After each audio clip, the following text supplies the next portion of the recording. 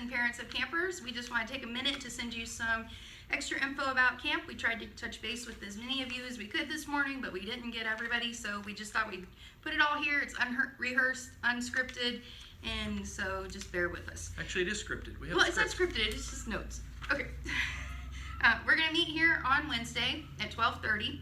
At 12:45 we'll leave, but that gives you about 15 minutes to pack up and say goodbye and make sure they got everything they needed. We're taking both the church vans, and Marcy Lane is going as a counselor. She's also driving her vehicle separately, and we're taking a trailer to put all the luggage in. And if you cannot make arrangements to get your child here at 12:30, just let us know. We know that some of you are working, and we will try to work with you if we can to get them here when they need to be here. Once we get to camp, camp registration begins at about 1-ish, 1:15, 1:30, somewhere around there. Sorry. It starts at 2. Okay, sorry, it's 2 o'clock. But with check-in also comes, they will do a head check, a lice check for all the kids. That's just standard procedure. As well as after check-in, we'll be moving all of the stuff into the dorms and into the sleeping areas. Once that is finished, all kids will be required to change into their swimsuits, and everybody goes out to the pool for a swim test. It's not a good or bad thing. It just, if they pass the swim test, which is just from the short end of the pool, they have to swim across. If they pass that, that means that they can go into the deep end of the pool. Otherwise, they'll just stay in the shallow end of the pool. If your child does not want to swim or they can't swim, they don't have to do the swim test. Right. Okay. Make sure that they eat before they come, eat lunch or something, because we don't eat lunch there, we eat dinner there. So the first time they're going to eat is about 5 o'clock.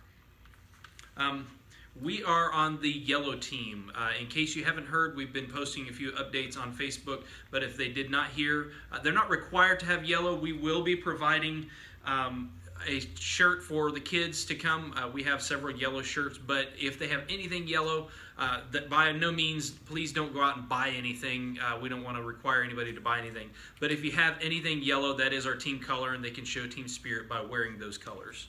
As far as other things to wear, make sure they have a pair of shoes that they can run in. You don't want them to just have sandals only. It's really hard to run across the field in just sandals. Also, they need a pair of shoes that they can just throw away. They do have a mud pit that we get in the last day to play tug of war, or on Friday, and those shoes pretty much are garbage after that. In fact, the whole outfit they wear for that day is not going to look that great if they're actually in the mud pit. But they need towels and bedding and a couple outfits for every day, and I'm posting a link to this message that tells you where you can see the whole list of what to bring to camp. I've tried to touch base with most of you to talk to you about the cashless society. At camp, the kids do not carry cash. That's for their safety, so they don't lose it or it doesn't get stolen. In fact, don't have them bring anything that's really worth very much, just because they might lose it or somebody might take it. We've had kids bring electronics and different things. While they're not banned, they are definitely discouraged. We try not to have the kids bring a lot of, especially valuable items. Some kids have wanted to bring cell phones and different electronic items. We want to discourage them from bringing those, but at any rate. Thank you. As far as money though, when you drop them off, they'll give their money to me. I'll write it down, and then when we get to the camp, the kids can purchase we will purchase them for them, but they're cards that allow them to buy snacks at the snack bar, and they're $5 cards. So if you send your child with $10, I'll put $5 on a card, and then I'll hold $5 for when they want more after they use that. But whatever they put on a card, they have to spend it at camp. They don't get it back. So if you send your child with $25, then I'll put $5 on a card, and then $5 at a time. But whatever they put on the card has to be spent at camp. But we hold on to the cards, we hold on to their money. That way they don't have to worry about losing it. Now, on Saturday, we'll be returning home. We'll be back here at the church at 12:30 on Saturday. So you need to make arrangements to pick up your child at 12:30.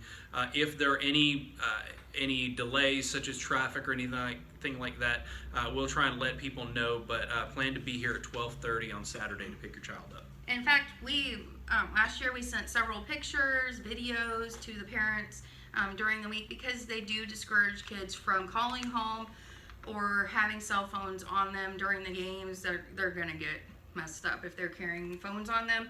So if you will send me a text message to the number that I attached to this message, then I'll put you on a group message and I'll send out pictures, team pictures, just things throughout the week so that you can see how they're doing. We will not stop your child from calling you. If they are homesick, if they're sad, we're going to let them call you, but we're not going to encourage them to call you, because we don't want them to get homesick. Usually they recommend that they just don't call home, but I would want to know how my child's doing. So they'll probably touch base with you once during the week. The best thing that you can do is to say, call me if you need me, but maybe don't give them a day that they have to check in, because that's all they're going to think about while they're there. If you have any other questions, or you think of anything that you just want to know the answer that we haven't covered here or that we haven't discussed before, please feel free to message us on this post, or you can feel free to call us or call the church. They'll make sure that we get the message if we're at camp. But we do, we will put all kinds of updates and things while we're there, so you'll know exactly what's going on, and plus you'll have some pictures to share with family. Of course, Ryan's going, I'm going, all three of our daughters are going. We have another girl counselor, or two other girl counselors that are going, and then we have 3 young men that are going. They're teenagers that are going to be helping with the boys, but total we have 27 that are going to be going to camp. So pray for us, pray that everybody's safe and that they have a good time, and that God really does something in their hearts. And if you have any more questions, just let us know.